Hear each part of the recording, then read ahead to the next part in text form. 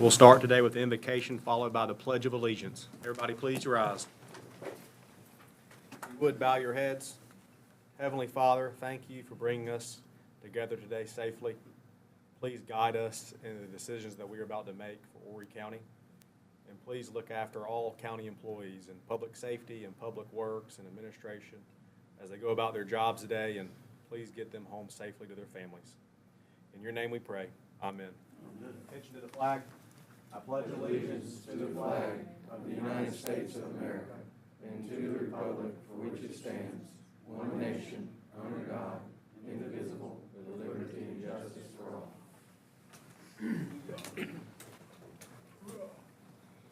Everybody signed up for public input? So no public input for today. We'll move on to the review and approval of the agenda contents. Approve. All in favor, aye. Ayes have it. Moving on to the approval of minutes from the September 23rd meeting. All in favor, aye. Aye. The ayes have it. Moving on to new business, a financial update for September 2025. Ms. Norman. Good afternoon. Today we're looking at financials for month ending September 30th, which completes the first quarter of the fiscal year. Looking at revenues across all funds, we're at $35.5 million. Almost 68% of revenues are in the general fund.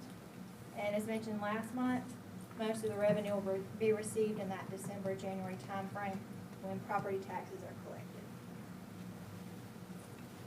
Looking at expenditures across all funds, we're at $82.2 million, with 77% of expenditures in the general fund. So based on the percentages for our annualized budget, we expect to be around the 25% point for expenditures and revenues. Looking at general fund, for revenues, we are at $24 million, which is 8.4% of the annual budget. Again, most of those revenues will be received in the December-January timeframe. Our expenditures are at $63.6 million, which is 22% of the budgeted amount. For general fund, total actual revenues are 4.7% higher than prior year, and total actual expenditures are 7.8% higher. Looking at general fund revenues a little more closely, at the end of the first quarter, all revenue categories are performing as expected. Looking at expenditures in the general fund, all categories are performing as expected for this point in the fiscal year, with personnel costs at 21% of the budget, and contractual services are slightly above where we expect to be, and this is because most of our contracts renew at the beginning of the year. Looking at special revenue funds, fire fund has a net change in fund balance of $7 million. Revenues will increase in that December-January timeframe.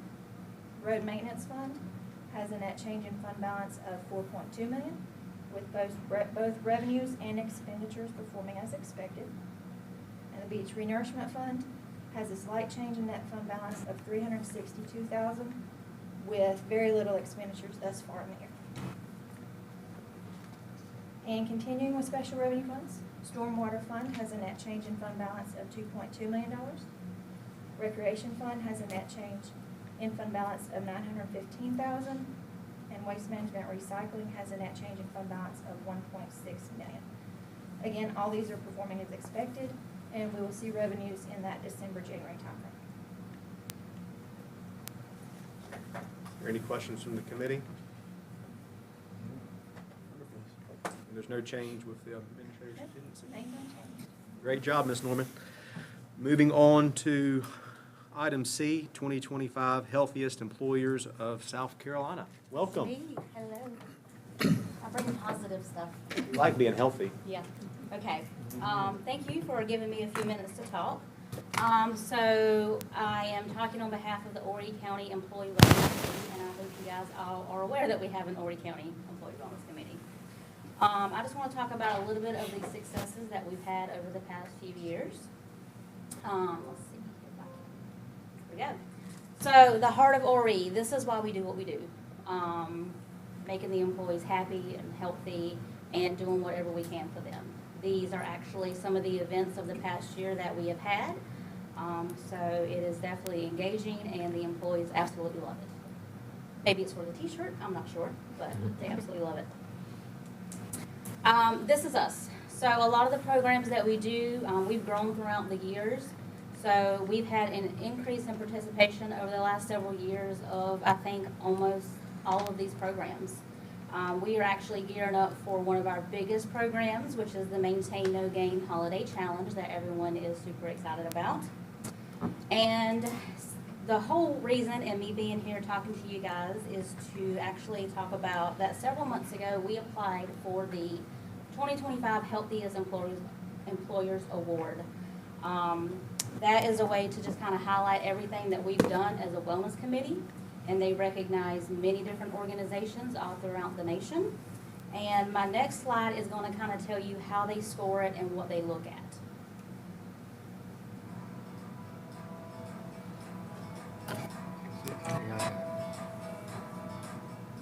Hi everyone, my name is Neely Elmore, and I serve as the Healthiest Employers Program Coordinator here at Springbuck.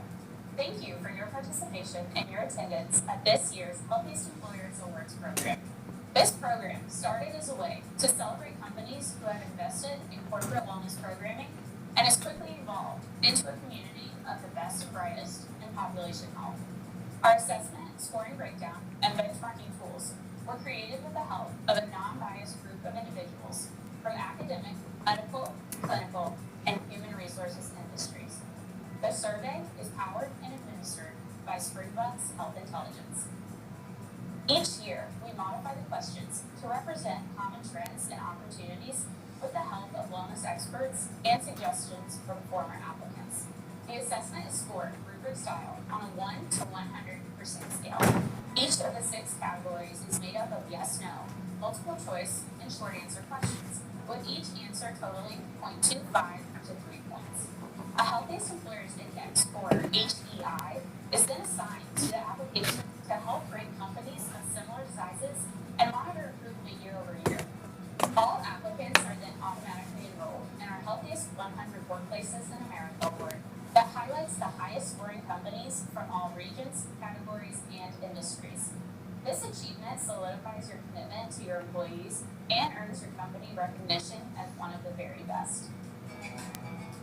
On behalf of Springbuck and Healthiest Employers, I would like to personally thank all of you for creating a culture of health and well-being within your organization, and to congratulate all of our finalists and winners today. Keep up the good work, and thank you for being part of our community. Take care and be well. We actually got the results, and for the South Carolina region, we placed 12th in South Carolina, and we were the only government.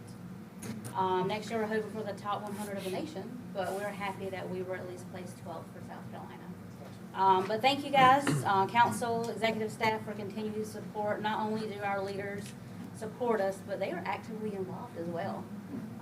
So we greatly appreciate that. Thank you for the update. That's it. Great job.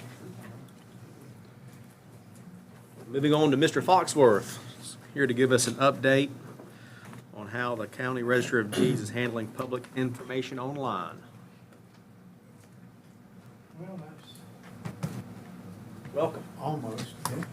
Mr. Chairman, members of the council, Mr. Administrator. Actually, 2 things I want to touch on. One is an announcement. I won't take but a second. After 4 years of hard work, Friday evening, after we shut down, we will be updating our recording software such that when we open Monday morning, for the first time, we will be able to accept credit and debit cards at the Register of Deeds office. I think we're one of the last departments to not have it, and it's been a chore to get there, but we're finally there. Keep your fingers crossed that something doesn't blow up in the next 3 days, but provided that doesn't happen, we'll be up and running. And Mr. Hardy, that will also take care of that issue that you've been having with the multi-page plats. So you can tell your constituent there that he should be good to go come first of the week. Thank you, sir. The main reason I'm here is to let you know about something that the legislature did, and it goes into effect the 1st of January, and we've had to come to terms with it, figure out how to implement it, and I have no doubt, based on 10+ years of hearing from some of these folks, that when they hear how we're handling it, y'all are going to get some phone calls. So I wanted you to be aware of what it's based on and why, and how this came about.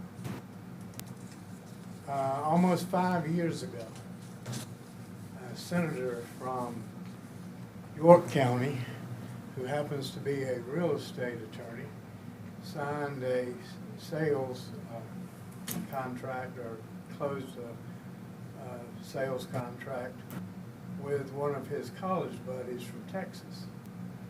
This man happened to be a former law enforcement officer, and at the end of the signing session, he asked the attorney / state senator if he would have his name redacted from the deed. Well, that's something we didn't do in South Carolina. It's actually in the Constitution that the name of property has to be listed.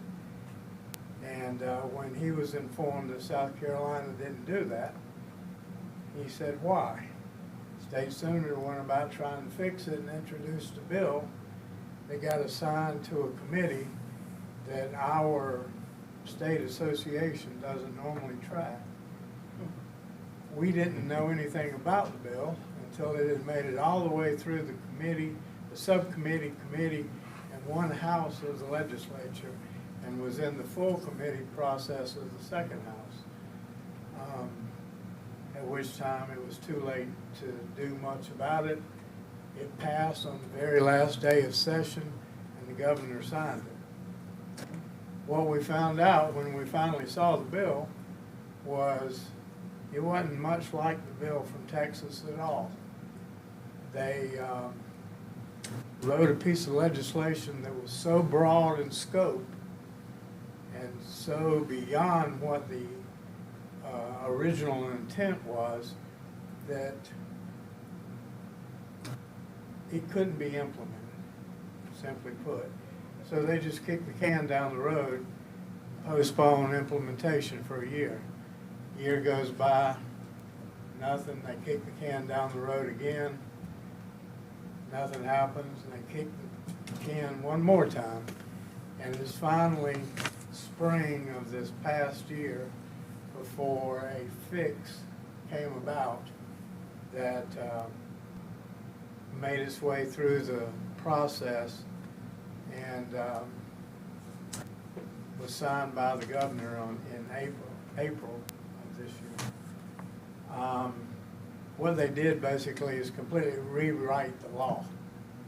It takes the word redaction completely out, and it probably doesn't meet what they intended to do. But it did create a whole lot of headaches for a lot of departments and a lot of counties all across the state. The name of it's actually two pieces of legislation: the Law Enforcement Personal Privacy Protection Act and the Judicial Personal Privacy Protection Act. I have a handout for you, but I'm going to explain a little bit because it's 4 parts, so you won't be confused when you get this whole wad of papers. The last thing is, the last of the 4 documents is the actual legislation that passed, if you're interested in reading it. Next to last is a memorandum from the South Carolina Court Administration that only went to the clerks of court and the registers of deeds. Even though the legislation is much broader than that and applies to a lot of different departments that are somewhere in the process, we guess, of trying to figure out how to implement it. Knowing that we were going to be in the bullseye because that was the original intent. We went about early on trying to figure out how to go about implementing this. And what resulted was we had to make a few changes, and we met with the attorneys a couple of weeks ago. 3 or 4 different departments met with the entire legal team, David, Randy, Sam, the whole crew. Shannon was there, and we think we have figured it out for the ROD. The clerk's office, I think, is pretty close.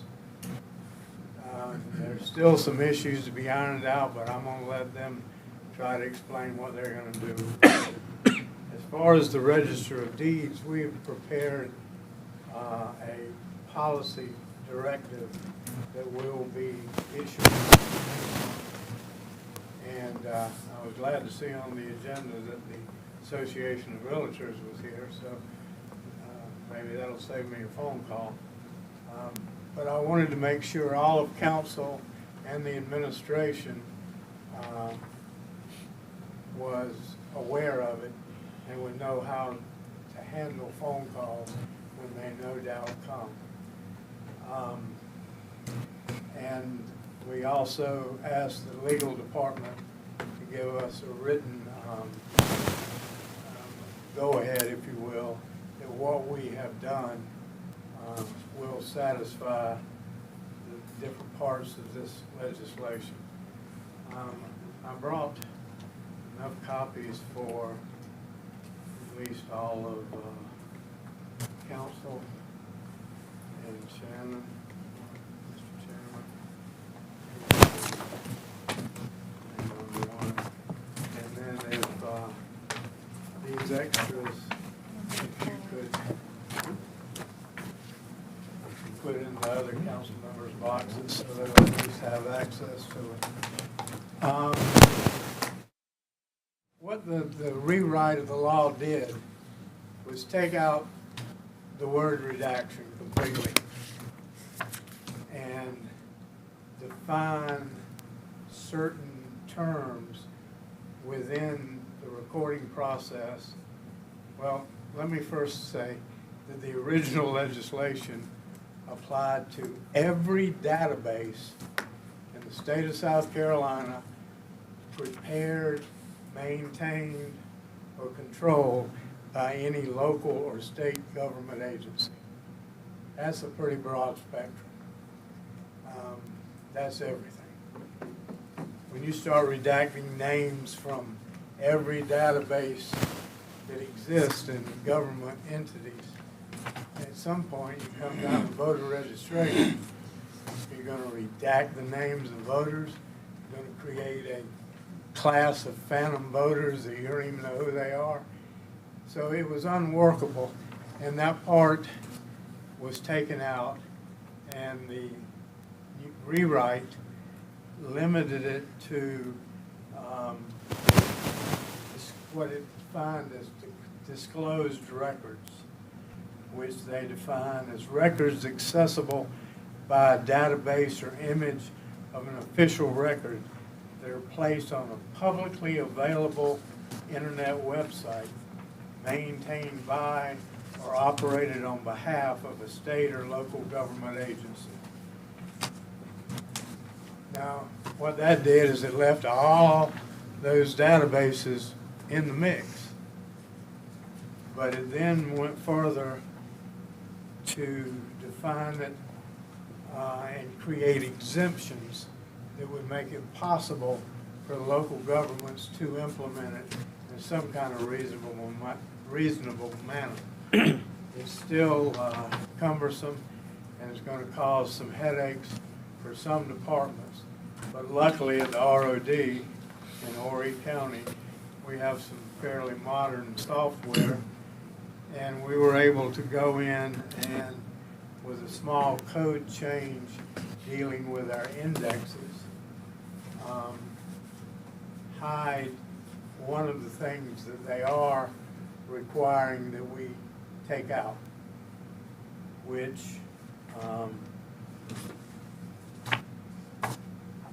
is limited now to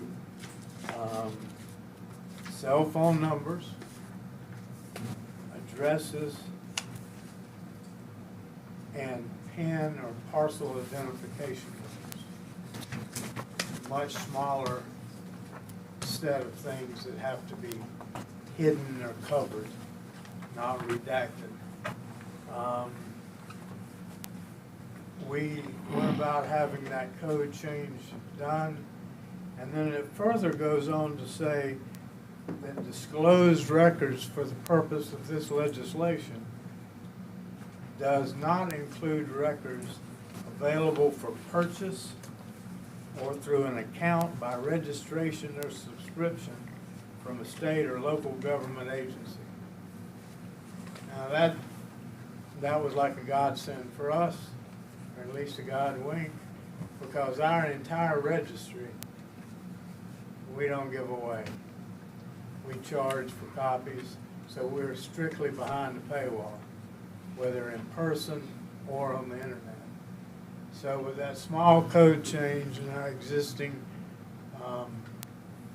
paywall structure, we feel like, and the attorneys feel like, that we meet or exceed the criteria spelled out in this law to be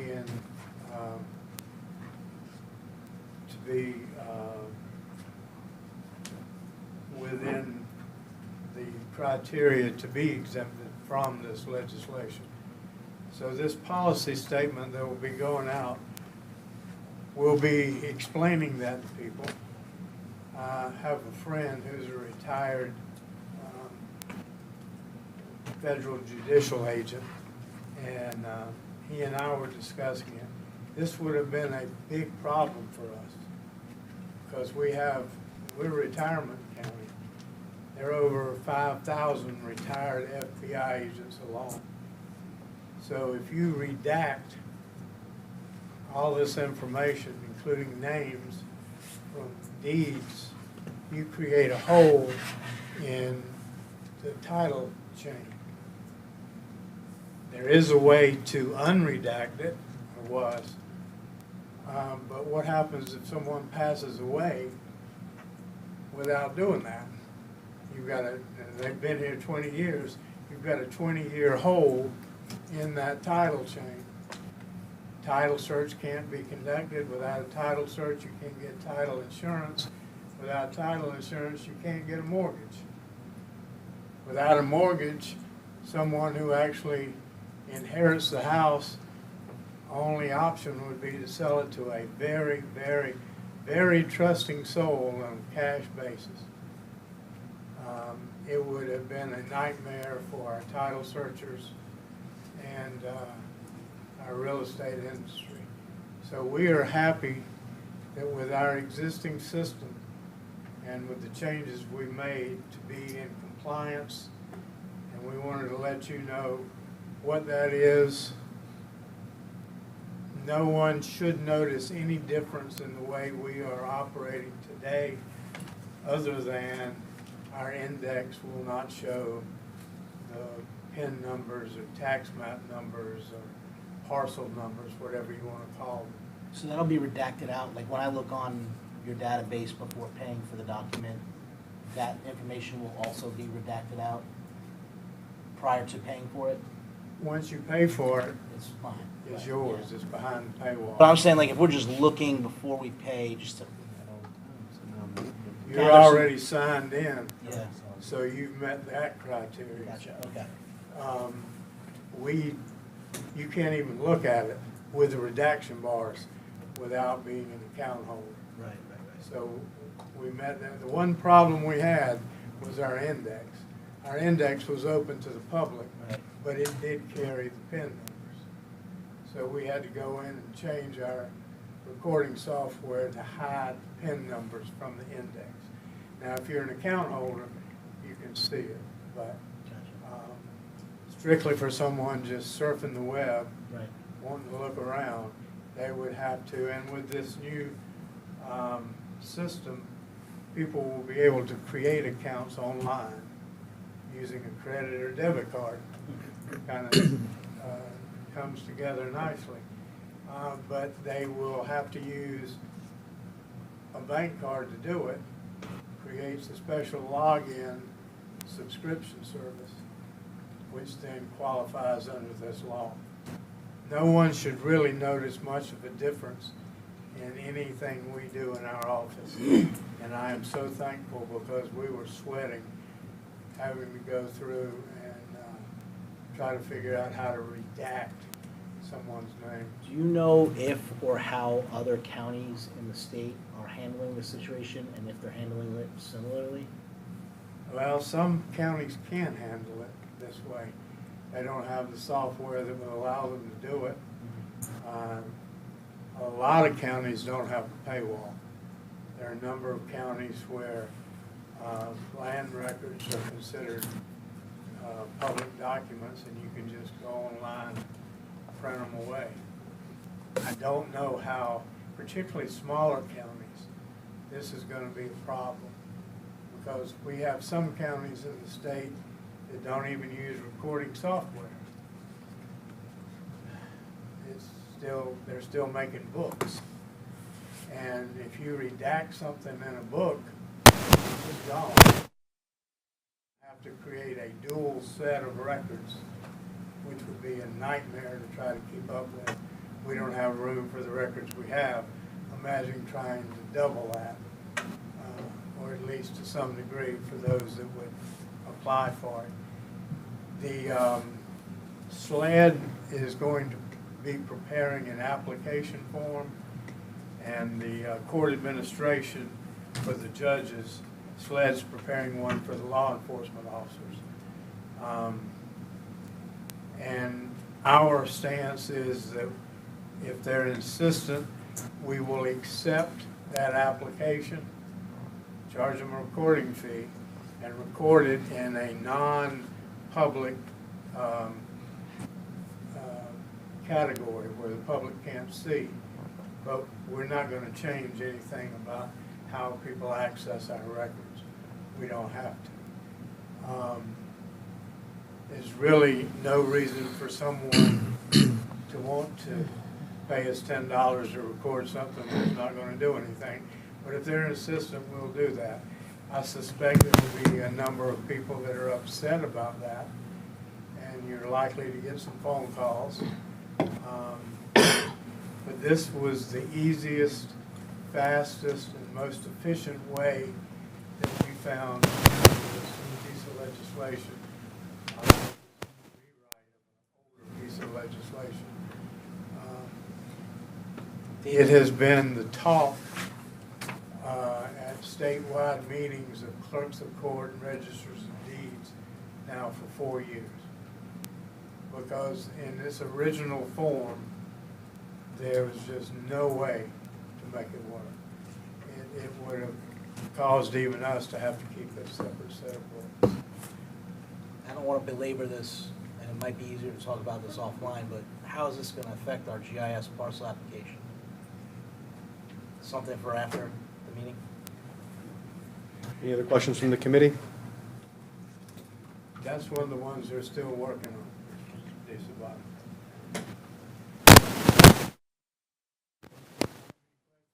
Anyone, please feel free to call on me. I'm with my deputy today. She can answer probably better than I. Just, we're at your service. Thank you for your time. Moving on to actions pertaining to the budget, an ordinance to amend section 12-5114, Article 5 of Chapter 12.5 of the Horry County Code of Ordinances so as to update to the latest standardized business license class schedule. Mr. Johnson. Welcome. Mr. Chairman, Council, thanks for having me. On behalf of Angie Jones, thanks for having us here on a Tuesday rainy evening. We here is fairly simple. It's required by Act 176 to update every odd year NAC codes for class schedules updated with the latest statistical data from the business profitability from the IRS. This approximately affects about 6 codes. There will be very minimal change, but again, it's state mandated. And we ask that you approve it. Any questions from the committee? Hearing none, motion to approve. So moved. All in favor, aye? Ayes While have I'm it. up here, I would like to say thank you to administration and Justin, INR Planning Committee. We recently have added a business license application online. It's a one-stop shop. You submit information there, you're not running back from there. It's one stop, we put all the information in, you pay for your business license, and it routes around and you either get granted or denied. So I think on behalf of the citizens, they really like that thus far. Good job. So thanks for all the departments for helping. Thank you for coming today. Keep up the good work down there. Busy time. Moving on to a resolution to authorize the transfer of funds from the CIP inflationary contingency account to the IT computer replacement capital account to cover inflationary increases. Ms. Todd. Thank you. So this resolution is to authorize the transfer of funds from the inflationary CIP contingency account to the computer replacement capital project. Cost of computers, like everything else, has seen a significant price increase over the last several years, whereas our budget has not kept up in a similar pace. So this resolution is for our technology to remain secure and up to date across all departments. Any questions? Motion to approve. All in favor, aye? Aye. The ayes have it. Go for the next one. All right, so this resolution is to authorize the transfer of funds from our CIP contingency account to the police lab capital project. This transfer will support the construction of a new facility that better meets the operational demands for that department. It will be a metal prefab building located behind the M.L. Brown facility. Any questions from the committee? Motion to approve. Second. All in favor, aye? Aye. The ayes have it. Moving on to a resolution authorizing the county administrator to allow mobile food vendors on certain county property. Mr. Holiday. Thank you, Mr. Chairman. I'm here today with some more good news for you, and I know that's unusual coming from the attorney's office, but full disclosure, I'm only doing this because the person in charge from administration is out of town this week. So, last December, you all approved a resolution that allowed for a pilot program to allow food trucks out here in the parking lot as a benefit to employees to help try to give them some options without having to go out of the office, spend a whole lot of time to get out. And it's been a process to get that up and running. I think we underestimated how long it would take, but there's been a number of things. We had to review it internally, come up with rules and regulations, insurance requirements, and all that.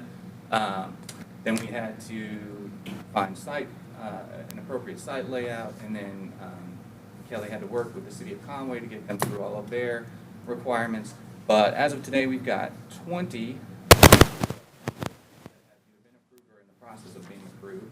All the feedback that we've gotten from both the vendors and the employees has been extremely positive. So I know Kelly's put in a lot of work on this program. She's done a great job. And what we're asking you today is, because of the success of this program, is if we can move it from a temporary trial basis to an ongoing, continuing basis. Thank you. Any questions from the committee? Great thing. Entertain a motion to approve. Second. All in favor, aye? The ayes have it. Moving on to community benefit fund requests. Thank you, Mr. Chairman. We've got 3 here this afternoon. The first one is going to be for the Public Safety Division. Funds will be used to purchase message boards that can be used along the roadways through the county. It'll be $40,000 from District 5. The next one is for Long Volunteers. Funds will be used to provide supplies to elderly, sick, and children in that immediate community. It's going to be $1,500 from District 9. And the final one for today is for the North Northeast Area Historical Museum. Funds will be used for advertising at the museum. It's going to be $10,190. That's it for today. Any other changes from the committee? Entertain a motion to approve. All in favor, aye? Aye. The ayes have it. Any other old business or new business from the committee? He's going to be next. Entertain a motion to adjourn. We are adjourned. Thank you.